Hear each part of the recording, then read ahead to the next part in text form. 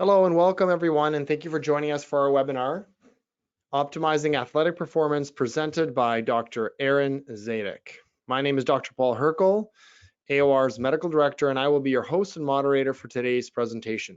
Before we get started, I'd like to go over a few housekeeping items. There will be a Q&A session at the end of the presentation, time permitting. If you would like to ask a question, you can do so throughout the presentation. Just type it in the question box in the control panel at the right side of your screen. You should see a little drop-down menu there. Please note this presentation is being recorded for future distribution. The content of this webinar has not been evaluated by Health Canada and is educational in nature and should not be taken as medical advice. Always consult a qualified medical professional to see if a diet, lifestyle change, or supplement is right for you. Any supplements mentioned are not intended to diagnose, treat, cure, or prevent any disease. Please note that the opinions of the guests or hosts are their own and may not be reflective of those of AOR. Okay, so let's meet today's presenter, Dr. Aaron Zadek. He is a practicing naturopathic doctor and certified sports nutritionist. He also travels the world with high-performance athletes managing their nutritional and acute rehabilitation needs. He's been in the business of sports nutrition medicine for 14 years and has worked with elite athletes, including those from the UFC, NHL, and CFL. He is currently a medical advisor for AOR and practices in Toronto and focuses on clinical nutrition, sports performance, and concussion recovery and assessment. So now we're ready to begin. Now that everyone has met the presenter, let's turn it over to Dr. Aaron Zadek. Welcome, Aaron, and thank you so much for joining us today. I'm really looking forward to this presentation. Thanks for having me. Really excited to be joining everyone. Thanks for taking the time in the middle of your day. So we're going to talk a little bit about strategies for optimizing performance and recovery. We're going to look at what do we know about athletic protein requirements, how do we adequately compare sources, and what is the safety regarding protein intake. We'll talk a lot today about common myths in sport and kind of breaking down a couple of the barriers that have been in place for some time with these myths. We'll talk about additional nutritional considerations for athletes, and at the end we're going to finish up with what your genetics can tell you about your preference for physical exercise and how your recovery patterns might be different from others. So the big questions we see when it comes to protein is, how much should a person take? Is there a minimum we need to hit? What exactly does an upper limit look like? Is there such thing as too much protein? And depending on what activity I'm doing, should I be looking to change my protein intake? So these are the questions we're going to look to answer today. So the big thing about protein intake, and one of the most confusing thing, especially for students who are studying nutrition or those that are just starting to learn and are looking for more information, is the RDA for protein. When we look at what is advised, whether or not it's by Health Canada or just in conventional literature, is usually 0.8 grams per kilogram body weight. And whenever a research paper tells you, oh, we looked at high protein diets, it just means anything above this is considered high. Well, 0.8 gram per kilogram body weight of protein intake is really the amount that we've seen that if you're lower than this, we're going to see deficiency. We're going to see health issues come. So if you're below 0.8 gram per kilogram body weight, we see health issues, right? The one thing we always want to be careful of is when a paper or when we're reading information and they're using percentage of diet to tell us what our protein requirements might be. And the biggest reason for this is it really depends on how many calories you're taking. A certain percentage of someone who's taking 1,400 calories is very different than 2,000. So many factors have to be included when we look at this. So when we're looking at percentage of diet, it's not as appropriate when it comes to protein. We know that active individuals definitely have a higher need for protein. And depending if you're endurance or sport based, the conventional recommendation now is around 1.4 to 2 gram per kilogram of your body weight. So let's ask, is there such thing as too much protein? And this study that I've pulled up here is one of the craziest studies I've ever seen in sport and protein dosing. It really looks at an extreme high protein diet in resistance training, so those that were doing strength and conditioning. And the big question is, what happens when we eat a lot of protein? So to be included in the study, you had to be doing resistance training about 5 to 11 hours a week to qualify. And just to put things in perspective, 4.4 gram per kilogram body weight a day is double your body weight in grams of protein per day. This would be the definition of insanity. This is a lot of protein. These athletes were instructed to change nothing of their regular diet. They had to keep the exact same diet they came in, and this on average resulted in them overfeeding by 800 calories per day. We know if we're overfeeding by 500 calories a day, we're going to put on about a pound a week, right? 1 pound equals 3,500 calories. So if we're overfeeding in protein, the biggest questions that this study looked to answer is, does protein overfeeding, are we going to increase the amount of body fat? Because we're overfeeding, are we going to see body composition change negatively? Would we see increase in fat mass as well? And the biggest myth and fact that we're looking to address here is a calorie of protein the exact same as a calorie of fat or a calorie of carbohydrate? So what did we learn? First off, it's incredibly tough to adhere to this. When you consume this much protein, you're going to feel physically hot and bloated as the major side effects. 10 people had to drop out of the study. It was just too hard to consume this much protein. And without whey protein powder, it was very difficult. They had to set timers to remind them. It was a grueling task, but an interesting study. What I think is really interesting is when you look at the control group, what was really special about this control group is, by definition, this control group at 1.8 gram per kilogram is also considered high. What's interesting is both showed improvements to lean body mass, both showed decrease in body fat. What do we learn from this study? Overeating on protein does not seem to have a major effect on percentage body fat composition. We see improvements to lean body mass and fat mass in highly trained men and women who do not change the volume or intensity of their workouts. This is really breaking the myth that a calorie is just a calorie. This changes the way we should be looking at our macronutrients as a whole. But this experiment was extreme. So why do we think that these individuals didn't gain weight? Well, there's a couple of theories on this. Maybe just the increased thermic effect of over consumption of protein, perhaps seeing their metabolism increased when they weren't exercised due to this increased burden. You know, we do know when we have increased protein before sleep, we do see sleep energy expenditure go up. And then obviously thermic effect of exercise also might be playing a role. The biggest question we all want to know is, are there consequences associated with increased protein consumption? And one of the biggest things that we frequently hear is that high protein diets can damage the kidneys. Well, is this fact? Is this fiction? What do we know?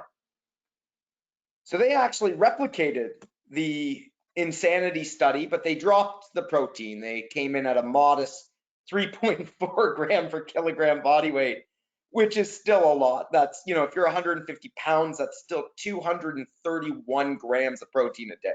That's a lot, right? Again, the control group was 2.3 grams. So again, still high. And interestingly enough, we still saw the high protein group lose more fat.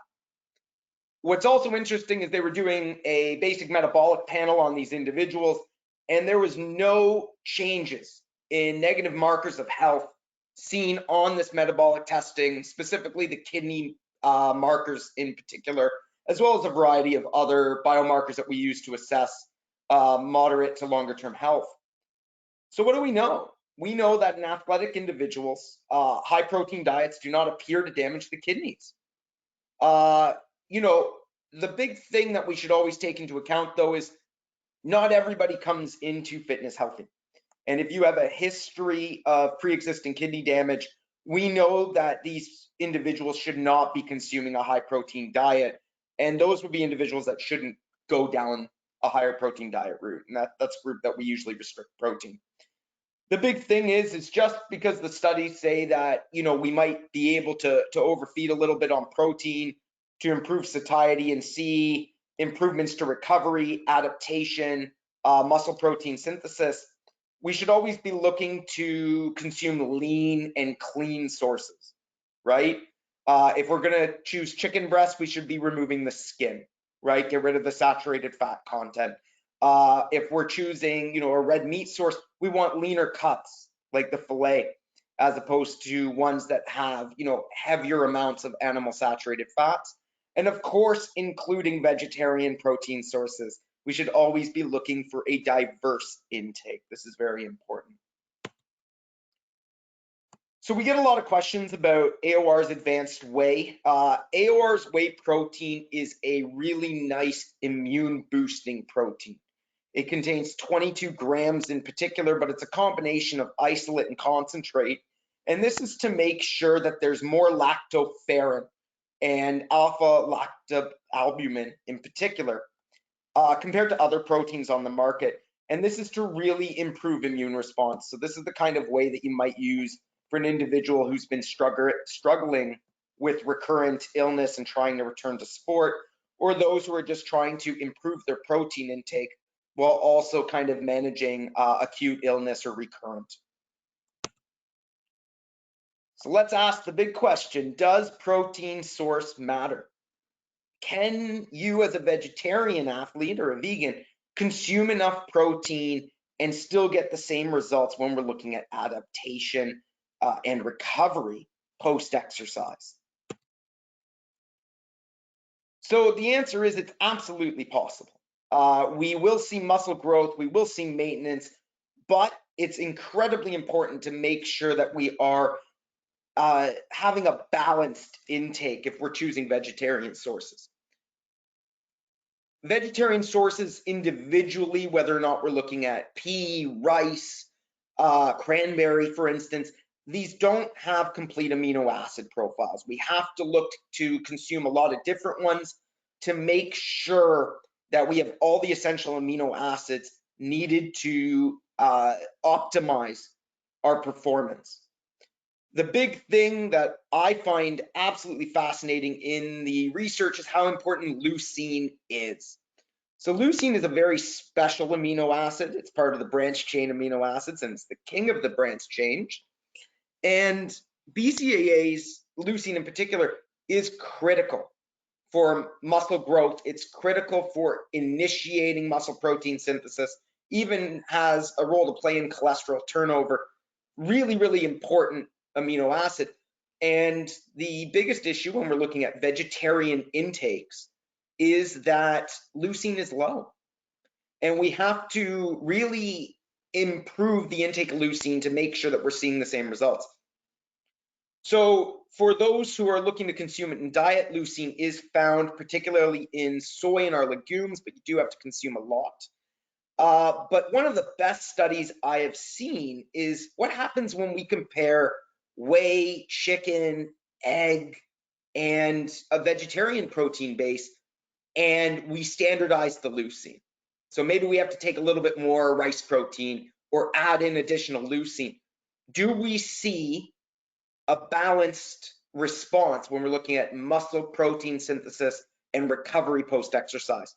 And the answer is yes. If leucine is equal across all sources, we still see benefit. So what does this tell us? We absolutely should be adding leucine to our vegetarian protein sources, and we can do this in the form of branched chain amino acids. So branched chain amino acids can be incredibly effective when taken properly, right? When we add them to vegetarian protein sources, we can get the leucine content up to where it needs to be to get the same training adaptations that we will see from our whey proteins, our chicken isolates, or our egg proteins. And the biggest area that branched chain amino acids are effective on their own is changing something called DOMS, delayed onset muscle soreness. And we see muscle damage in endurance and resistance exercises that sometimes leave us post-exercise just feeling inflated, sore, and kind of walking, feeling like we got hit by a bit of a truck. And when we add branched chain aminos before or after exercise, you can even take them during, we see improvements to that response. So that I find to be really interesting. It changes the way we feel soreness. That's really useful.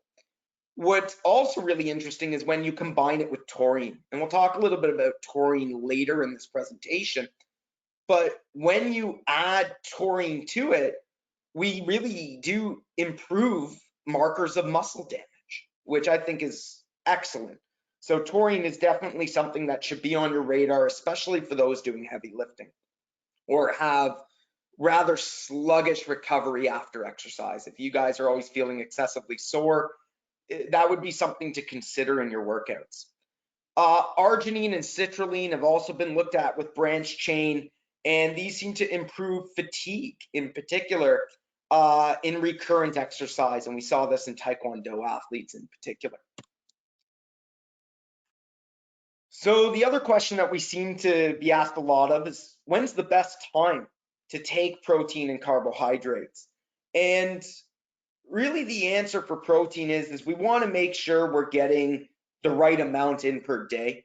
So as long as we're getting that 1.4 gram per kilogram up to about 1.82, depending on our athletic activity, that's a good place to start. But there's a special window right after exercise that when we take protein as well as carbohydrate right after exercise, 0 to 30 minutes, and even 30 minutes up to 2 hours after, we see improvements in optimization of how our muscle repairs, adapts, and responds.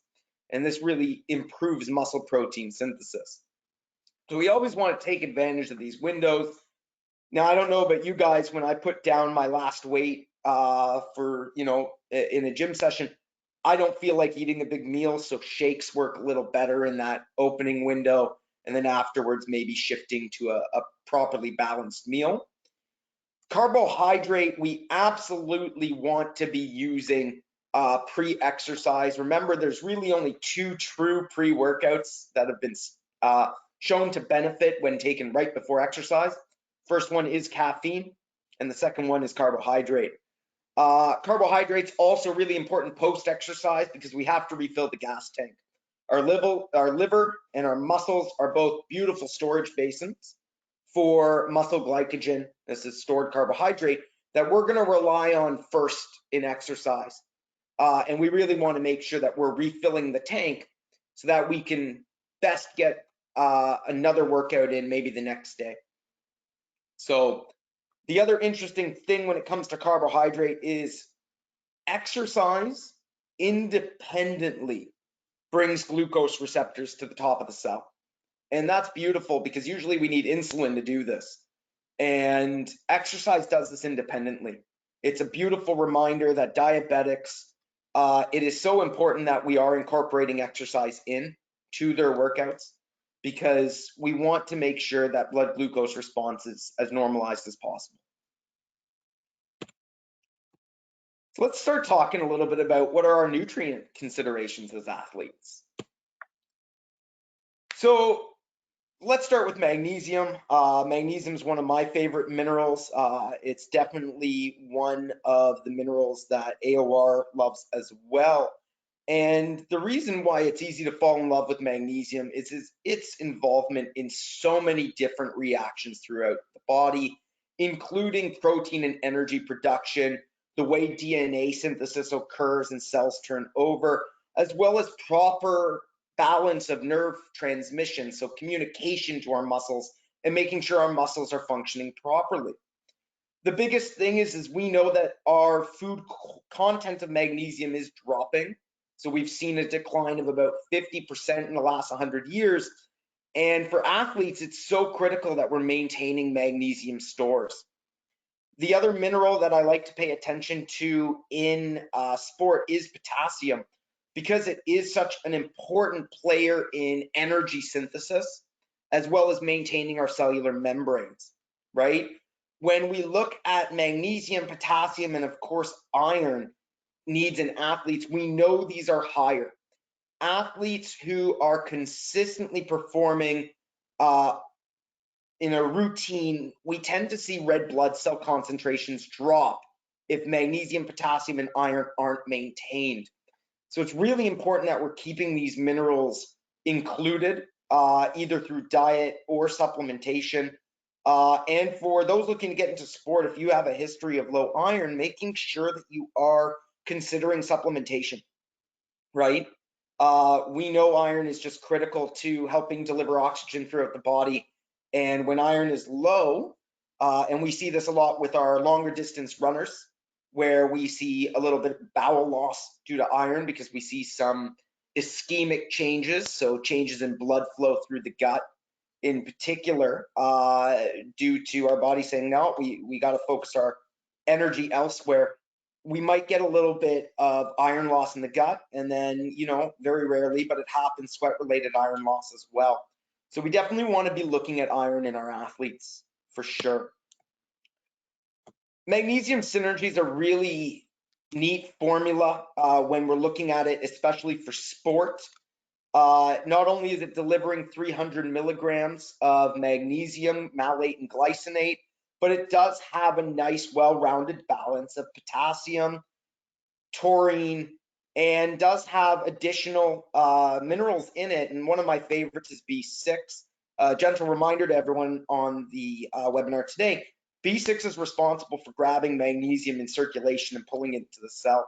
If B6 is low, especially for those athletes who might be on birth control, this is difficult to get magnesium where you need it to go. So I like that synergy makes sure that all the cofactors needed for magnesium delivery and application are there. It also has a beautiful base of that potassium as well, and some sodium. Additionally, I like that it is mixed in water. Athletes and hydration, this is one of our top priorities. Up to a 2% dehydration can significantly impact our performance. And really, we see such changes in our ability to execute. And when you work so hard to get to a high level of competition, or maybe you're getting into sport for the first time, you don't want dehydration diminishing your performance. So making sure you're well hydrated. I prefer applications that do mix in water in this case. So antioxidants in sport, what are they used for? Why would we look to them, and how can we benefit in particular? So we've already talked about taurine a little bit, but taurine and N-acetylcysteine in particular, really important for how the body copes with the increased stress of exercise. And they're both involved indirectly and directly with helping the body produce glutathione. Taurine is always present in our skeletal muscle. It's important to how we contract. And we see when taurine is optimized that stress markers and time to exhaustion improve. So this is a really good application for taurine in exercise. When we're looking at taurine and how it kind of is a bit of a sidekick when we're looking at it for magnesium. When magnesium gets deficient, taurine is responsible for jumping in and helping with a lot of these reactions. So we really need to make sure that we're not just giving back magnesium for athletes. We want to make sure taurine is there as well. The other really impressive thing is what happens when you combine taurine with caffeine is we seem to see improved exercise performance and concentration. An additional little pearl for everybody on the webinar today, caffeine, when you combine it with theanine, you still get the performance benefits, but for those who are a little too jittery and sensitive to caffeine, theanine can help turn the volume down on that overexcitability. And extra credit if you combine it with tyrosine, you see even more benefit to focus in exercise, and might show improvement for sports that have a lot of task switching as well. So we're going to put a new herb on the radar in sport because there's really unique potential for saffron. Saffron is a very dynamic herb. It has a really nice nutritional backbone that includes B vitamins, magnesium, potassium, calcium, as well as our flavonoids. It also is very well known for a high antioxidant content, as well as some anti-inflammatory content as well, where we see really nice improvements to tumor necrosis factor alpha, as well as different markers of muscle damage, including lactate dehydrogenase or creatine kinase. The really neat things we see with saffron is improvement to damage in DNA in cyclists in their sperm. So intense cycling, the issue is how long you spend in the saddle. Blood flow in particular becomes an issue, and it is noted in the literature that we do see an increased amount of sperm DNA damage. I was really fascinated when this study showed that there was an improvement in DNA fragmentation in cyclists. It really speaks to saffron's ability to preserve as an antioxidant. We also know saffron's ability to improve blood flow, specifically to the retina, is documented. So we see really neat. Yeah, sorry, Dr. Aaron, your video just froze. So if you just can restart your webcam, and we should be okay. We'll just continue. Sure. Yes, there we go. Much better. Yep. Perfect. Go ahead. So really neat research as well for memory enhancing qualities. For those that aren't familiar, saffron's real claim to fame comes in the mental health space. The research when we're looking at mild, moderate, and major depressive disorder is quite impressive. And it has been studied with and in combination with and compared to fluoxetine, a very commonly used SSRI, showing very unique improvements to depression. Also researched is its effect in women's health, so PMS and menopause, hot flashes, and mood changes. But when we're looking at saffron for sport in particular, oh, I think my PowerPoint froze. Give me a second. The other area saffron's been researched is weight loss.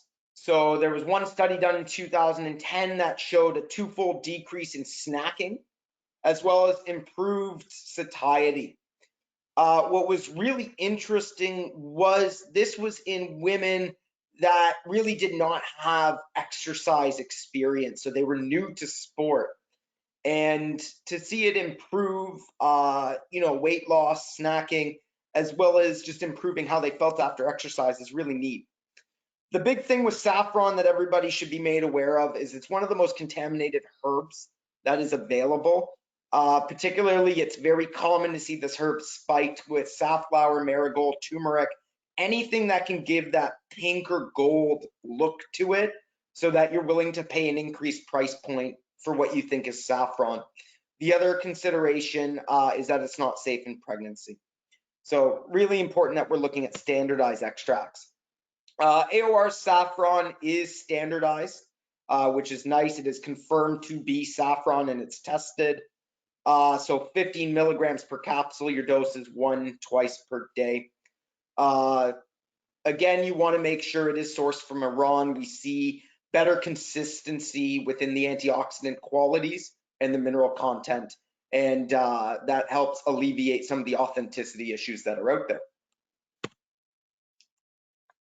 So let's talk nitric oxide in sport, because this is an area that often has a lot of confusions. A lot of people look to things like arginine for the pump when we're looking at weightlifting because of its perceived increase in blood flow.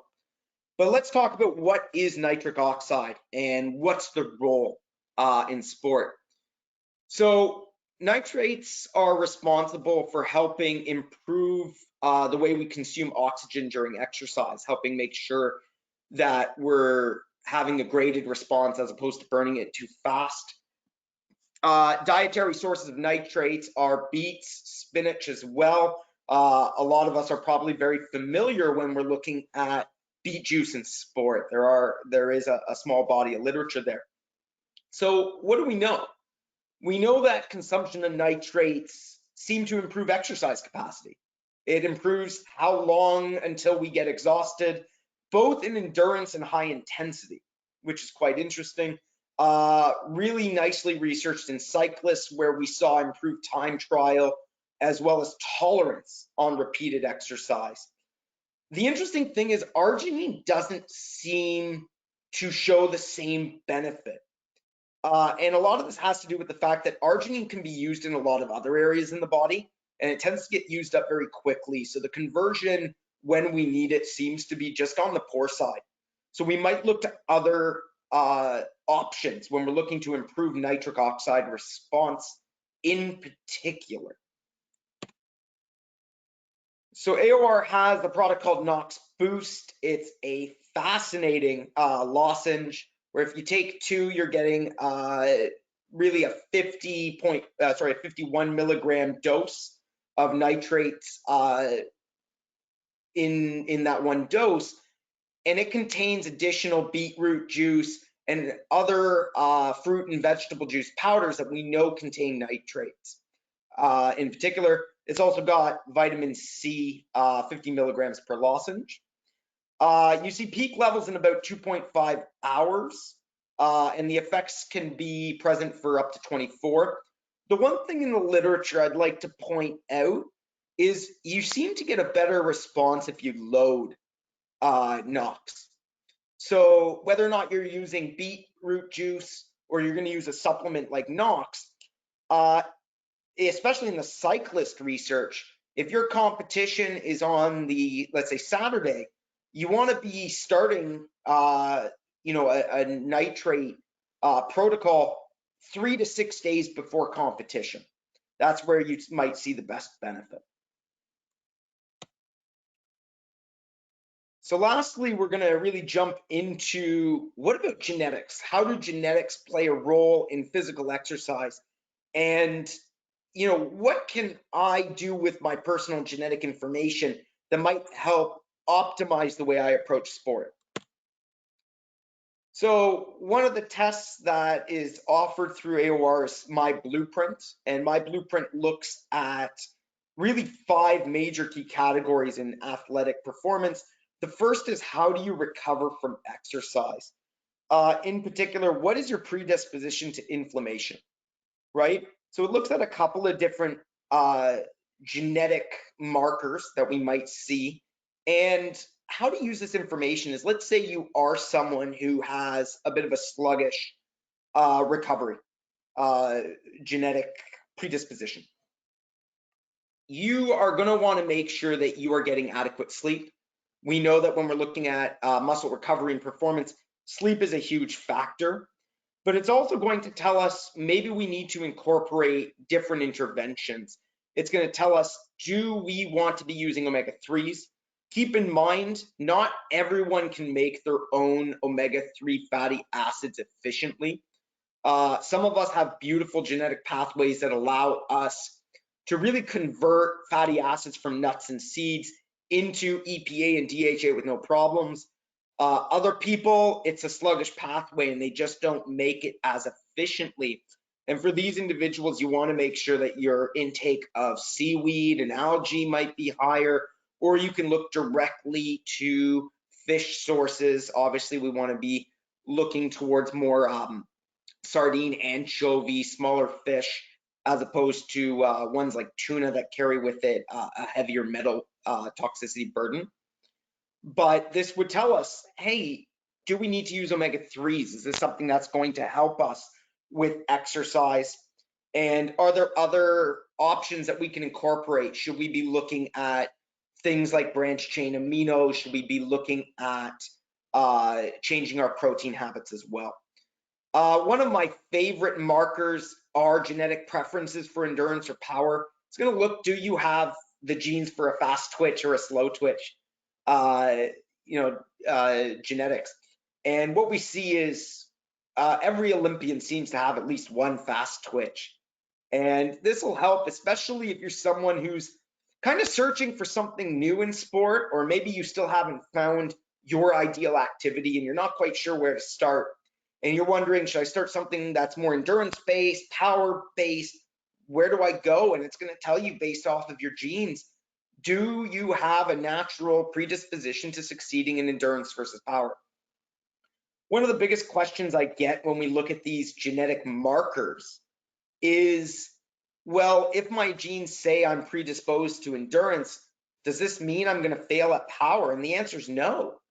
But it means that you're going to have to put more effort into succeeding in this area. It's an area that's going to take some increased dedication and just some increased, patience and training habits to make sure that you are succeeding, adapting, and seeing success in this area.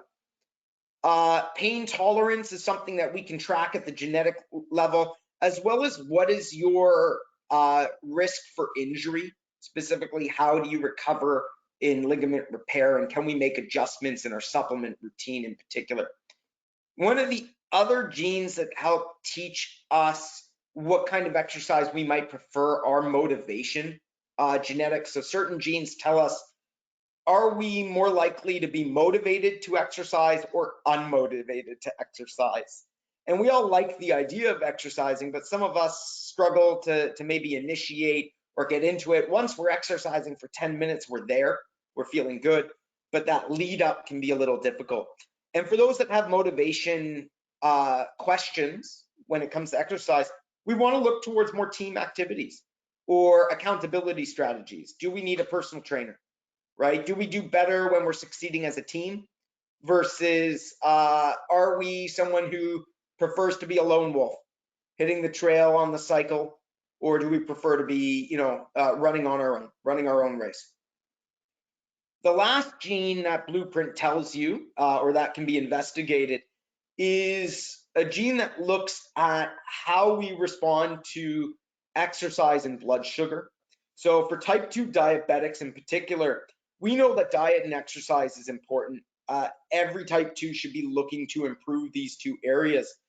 But a lot of type 2 diabetics will note that sometimes diet has a much more profound effect on their blood sugar than exercise, right? And others will report that exercise has a remarkable improvement when it comes to helping them bring their blood sugar back to balance. And one of these questions can be answered from the genetics. And we can actually look, and there's a genetic trait that if you have it, we know that you will respond optimally or above and beyond if you're a type 2 diabetic and you're exercising, or if your focus should be on diet while maintaining healthy exercise habits. Bone health is also something that we look at as well. So these are some of the areas that we can now use genetic testing to show improvements to our natural health. Blueprint reviews 64 different genes and does a wonderful job looking at many different point mutations throughout our genetic mixing pool. Everyone's a little bit different, and when you're looking at more SNPs in particular, those are the genetic variations between all of us. The more you look at, the more accurate your results are going to be. And it gives us 43 different information points, such as, am I the type of person that's going to respond well to a probiotic? How come some people do great and other people don't feel a change? It's going to talk about what makes someone a secretor or a non-secretor, in particular. Fatty acids we've already talked about. So it looks at 8 different health categories. The detoxification area in particular is always interesting for me because we're looking at how does our body produce glutathione? Are we good at methylating? Are we good at detoxifying? And what is our hormonal risk as we age? Specifically, do we have an increased risk of lower testosterone in men, or might we see an increased risk for estrogen changes in women? It's a really fascinating test in particular. So with that said, I want to take this opportunity to thank all of you for joining me today, and I hope you found this presentation to be stimulating and exciting. We looked at a couple of interesting areas and myths that we see kind of prevalent in the sport and athletic circles. And I guess now we're going to open it up for some questions from the audience. Thank you so much, Dr. Aaron. That was really informative. We do have a couple questions, so I'm just going to ask you, and then you can just share your responses. First couple comments at the beginning were, it seemed like you were saying that there is some science behind the quote unquote meat sweats with the increase in thermogenic rate with high amounts of protein. Is that kind of what you're saying? Absolutely. Yes. And that's one of the things when you super load protein, right? And you have to remember the two studies that I quoted you guys today are insanity studies, right? They are the only people you can get to do these studies are your intense physical fitness and weightlifting athletes. And it was a great way to demonstrate what happens when you super overfeed and just how much of a thermic effect protein does have on your body. Yes, the meat sweats are absolutely real. And, the information that we can draw from this is, should we be going above, 2.5 grams per kilogram body weight of protein? No, probably not. There doesn't seem to be an additional benefit to recovery when we compared, super high to like 1.8 gram per kilogram body weight, 2.2 gram per kilogram body weight. The benefits seem to still be preserved at this intake that is clearly higher than the recommended dietary allowance, but we don't seem to have to go much higher than 1.8 or 2 in particular. Great, thank you. You can turn your webcam. Yeah, perfect. So what about when you're going that high protein? Another question here is about gluconeogenesis. Is that something that needs to be considered, forming glucose out of high amounts of protein? As a risk, no, not at all. Keeping in mind that our body, when it's in a need for creating fuel, right? And it's really important we're viewing food as fuel when we're looking at sport and performance. If we're in a state where we're, maybe into our hour, 2-hour mark in the case of our marathoners, right? We're going to see breakdown of all our glycogen, right? And we're going to have to make shifts towards other fuel sources. And this really speaks to the need for being,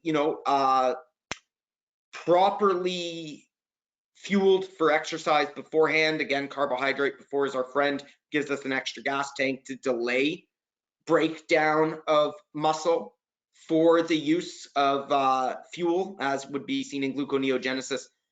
Keeping in mind that we don't just break down fat or just break down protein for energy. This all kind of occurs at the same time, but our goal is how do we improve recovery and repair, right? So when we're exercising and we're having, some more epinephrine circulating, a little more adrenaline, we might have a little bit of cortisol going as well. We're going to see improved breakdown of fat just by the activation of lipoprotein lipase, the enzyme that's going to break down our fat.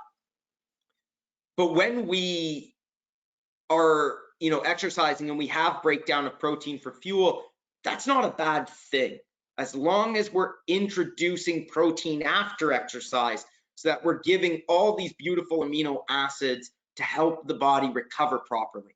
So it can help repair, improve, and adapt. And I hope that answers the question. Yeah, thank you. And on the topic of that post-exercise recovery window, what about people that are doing intermittent fasting? And so a lot of people like to work out fasted. Personally, for me, it doesn't work. I get nauseous, but some people really do like it. And there is some research showing that they may actually have an improvement in weight loss. What do you, can you comment on the therapeutic window of carb and protein if you are doing intermittent fasting? I think for those that are doing intermittent fasting that make the decision to exercise in a fasted state, I always want to communicate caution, right? Uh, when we're exercising fasted, and we should never exercise dehydrated, right? Making sure hydration's still optimized. But the increase for injury risk and mistakes, either in gait or performance, might occur. So we have to recognize that that is a risk when we choose to work out in a fasted state. Now, a lot of people like it. And you know what? If that's the personal experiment you want to run, enjoy it. I'm very much like you, Paul. I don't do well when I'm exercising fasted. I just don't get the quality of workout I'm looking for to really push myself to that next level and see my personal training improve. But for those who are trying to improve their caloric intake and use fasting to either improve caloric restriction or just make sure that they're a little bit more dialed in their hormonal responses in particular, we see some very compelling literature there. It's really is fascinating. But with regards to fueling, the question is, when are you breaking the fast? Right? Now, if you are choosing to break the fast, more than 2 hours after exercise, yes, you've missed these windows, but as long as you're maintaining your basic protein requirements, you're still able to do a lot of good. So it's not a doom and gloom situation for our intermittent fasters. We can still very much succeed in recovery as long as we're hitting that 1.4 gram per kilogram body weight of protein intake as a minimum. But it is something I always say, listen, know what your goals are. And if the goals are improved performance in sport, I find fasted athletes just don't hit that next tier as quickly or as commonly. But, working out fasted, we are going to see a lot less glycogen available. So there's not a gas tank there of carbohydrate internally. So our body's going to have to preferentially burn fat and muscle and protein to create available fuel. So that absolutely is happening. Great question. Really, really nice question. Yeah, thank you. And some research, I looked into this topic a few years ago, and there is a bit of controversy. Like, I was told when I was playing my varsity days that, you need to work out within that 30 minutes. Sorry, you need to fuel after 30 minutes after exercise or performance. And now there were some experts and scientists looking at the pool of amino acids in the bloodstream as being something that, as long as you're consuming food the day before and then after throughout the day, you're going to have a pretty consistent level of amino acids. So that therapeutic window may not be as so important as we once thought in terms of the amino acids. In terms of the carbohydrates, that might be a bit of a different story, but just some more food for thought. Absolutely. That amino acid pool literature is great. And it really tells us that, we are allowed to miss our windows. And we don't have to beat ourselves up as athletes if we don't hit those perfect windows that show benefit. But the magnitude of difference, if we miss a window on one day in particular, it's not the end of the world. And as you said, as long as we maintain that amino acid pool, as long as we're hitting our protein requirements, we will still see improvements to muscle repair and adaptation. Yep. Carbohydrate, the window for performance and replacing the gas tank, independent of insulin, seems to be right after exercise. But we are working to improve ourselves as athletes or ourselves in sport, and our insulin response gets better as we continue to do that. What do you think about, there's a question here about keto and athletic performance in your experience? Is it something that you found beneficial? And what are some of the pitfalls? I think, can you be ketogenic and athletic? Absolutely. Right? The wonderful thing about ketogenic individuals is when we seem to be having more healthy fats and protein intake is we feel full a lot faster. And that can be a wonderful exercise in caloric control. And that really allows us to dial in a lot of things when it comes to, weight loss and maybe even body composition. It's not for everyone. And when you drop your carbs dramatically, that brain drain or brain fog feel can often be a deterrent, but everyone's a little different. And I always say, listen, these dietary interventions, these are wonderful experiments. We're able to learn a lot about ourselves and a lot about how we're different from others. Exercising in ketotic states, listen, as we previously mentioned with the fasted athletes, we are obviously going to preferentially burn fat and amino acids, so our muscle a little bit more in exercise states. Is this necessarily a bad thing? No, as long as we're hitting our recovery properly. But the one thing I will point out is a lot of ketogenic athletes seem to do really well when they have their carbohydrate, if they're going to have a little bit, right around exercise. So I like modified keto for people that are doing that, where your carb intake is specifically around exercise. If you're going to do it, that's when you want to do it. And this way you're getting that ergogenic aid that carbohydrate brings, extra credit if you throw in some caffeine in that, 60 to 90 minutes before exercise. But definitely a lot of options there. But no, can you be ketogenic and athletic? Absolutely. Great. We have a number of questions about saffron. So the first question is around saffron and weight loss. Can you speak a little bit about the mechanism of action, where there was a question about leptin and ghrelin? Does saffron impact that? And just a quick literature search while you were talking shows that it doesn't really have a significant effect, and it has more to do with the neurotransmitters. And I don't know if you can comment on that, please. I think my big comment is there's a lot we're still looking to understand about saffron. It doesn't seem to hit leptin or ghrelin. We know how important these are when we're looking to change how we feel post-eating. But it does seem to be more to the neurotransmitter side, as Paul mentioned.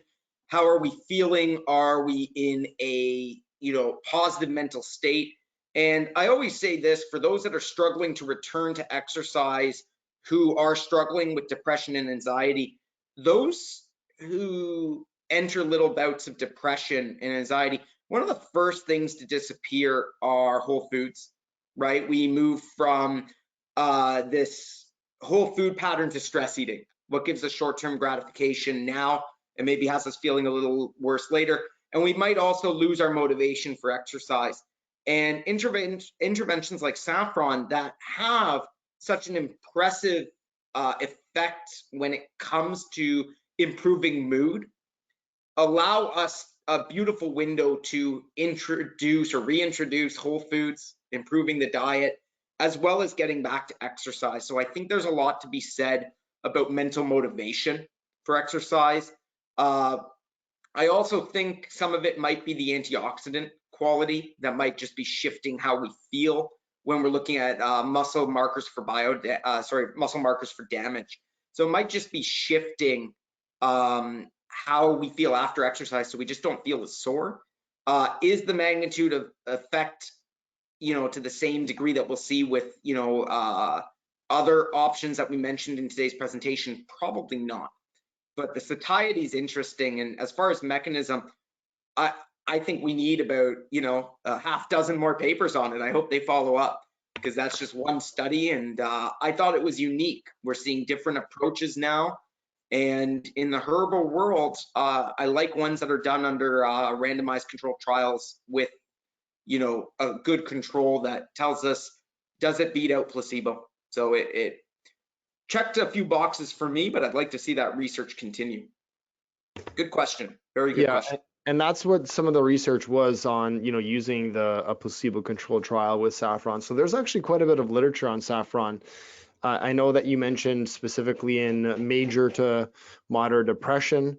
Can you talk to a little bit about some of the other effects of Saffron. There was a question about premenstrual mood and PMS type of disruptions. Could it be useful for that? Because we know it's used for postpartum, and that is something that's really unique, because not a lot of things have been studied in that area. Yeah, so the PMS study in Saffron is one of the neatest I've read. It's a very strict study. I wish all studies could be on that level, where they looked at PMS symptoms and they said we only count Saffron as improving PMS if it improves, you know, these symptoms by at least 50%. And then it had to be statistically significant, which I thought was a really neat methodology. The areas we saw improved in particular, mood, cramping, were the two major ones that I believe were recognized in that paper. And then menopause improvements to hot flashes. To be included, you had to have at least 14 hot flashes a week, as well as diagnosed mild or moderate depression, and to be seen as improving to postmenopausal hot flashes, you had to improve both the hot flashes and the depression, which I thought was really, really neat. A comment on the postpartum depression that you mentioned, and it's really important that we talk about this. I thought that study was really unique in that they looked at it. There is a blind spot in that study in that they didn't look at breast milk. So I think one of the big things that I would say about Saffron in postpartum depression. Postpartum depression has several different possible precursors, right? There's a lot of different reasons why we might get depressed postpartum, and that's the difficult thing. So I think as an intervention for someone who's not breastfeeding, it definitely might hold some value. Again, I'd love to see these studies repeated. The greater the body of literature, the stronger we are in how we understand not only how they work, but the right place, right time. And I think for those who have decided or are unable to continue breastfeeding, Saffron might have a very interesting role in postpartum in particular. But the other area, because you asked me other areas of research, is the dementia side. In the memory and cognition, it is an acetylcholinesterase inhibitor. So we do see really interesting memory and cognition effects in particular when looking at it in dementia and Alzheimer's, and seems to have quite the favorable effect. And it's been looked at in comparison to some of our Alzheimer's medications. So a lot of potential with Saffron. I am very impressed. And I like the side effect profile within Saffron, the fact that, you know, unless you go into like really crazy doses that are well above and beyond what the recommendations are, maybe you might get some nausea. But it's got a very nice side effect profile, and as long as you're making sure to avoid it in pregnancy, then there's something very interesting there. Yeah, no, thank you. That I think that is a herb that we haven't known a lot about, but now when you start diving into it, just like you, I was very impressed with the literature and how well developed it is. Okay, so it's 1 o'clock. I think it's time for us to wrap up. We will be sending out a copy of the presentation to everybody, and the link obviously to the recording. So please watch out for that. Thank you so much for attending. If you have any other additional questions, you can email them to marketing@aor.ca. That is marketing@aor.ca. Our next webinar is coming up on March 10th at 12 p.m. Eastern. Dr. Pamela Ovalje, PhD, is one of our members at AOR as part of our research and development team, and she's going to be talking about inflammation and allergies. And you can sign up for that at aor.ca/b2b-webinars. Thank you so much for joining us today, and hopefully everybody will have a wonderful afternoon and join us in future webinars. Thank you so much.